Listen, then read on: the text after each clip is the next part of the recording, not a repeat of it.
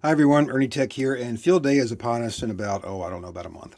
So I decided to buy a classic, a real classic, a Par End-Fedz and Fed antenna. These things are, I guess they go back around 2007 when Dale Parvett was creating these things with his company. And then he went and sold it to a guy named Larry from Eleanor Precision in 2010, I believe.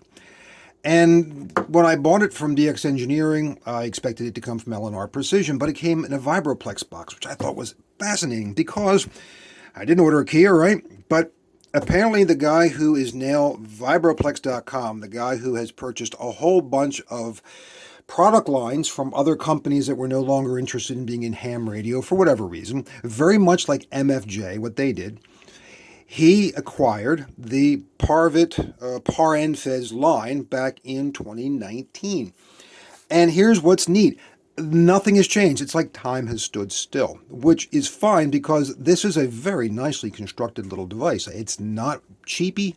It's got good solid build quality. It's a nice antenna.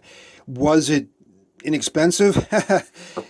No, it was $69, I think, from DX Engineering. So I could have built my own, but why would I bother doing that? I mean, so I spent my allowance for the month, so what?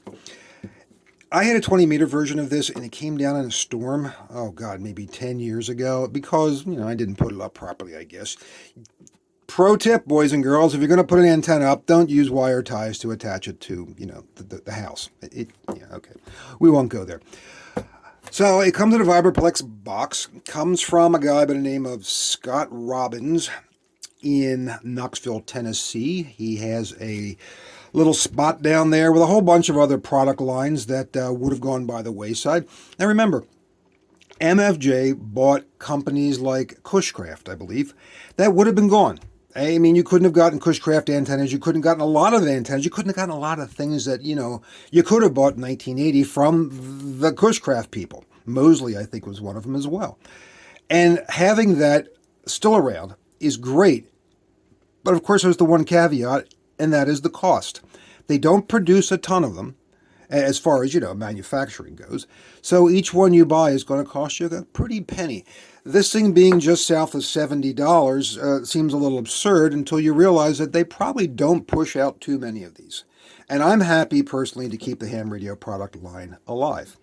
So, this is what's happening in the ham radio world. We're going back, in a sense, to the cottage industry. I don't have a problem with that. I think that it brings it closer to the hams. I think it brings it closer to the people who truly understand and love ham radio. Not that it was that far away to begin with. But, my understanding is that Scott is a guy who's been involved in ham radio all his life, and that he's taken his hard-earned money, he's bought the product line, and everything was needed to build these things, and he's producing something that I can tell you is pretty nice. So kudos to him, and it should do great on field day. Also, this is interesting. So it comes with this specification sheet, and it has a typical VSWR plot on it. And what it's saying here is that at 18 megahertz, flat in the bottom, you're at 1.2 to 1, and that at 18.2, you're just about 1.2 to 1 as well. And the bottom of the curve is probably around 18.9, 18.09, 18.08, which puts you pretty doggone close to the sweet spot if this applies to your FT8, FT4, and whatever. So I may not have to do anything other than hang her up to a tree. Actually, I'm going to try this year. I'm going to use a helium balloon. Yes, hopefully it won't get away and fly over Canada, but that's a different story altogether.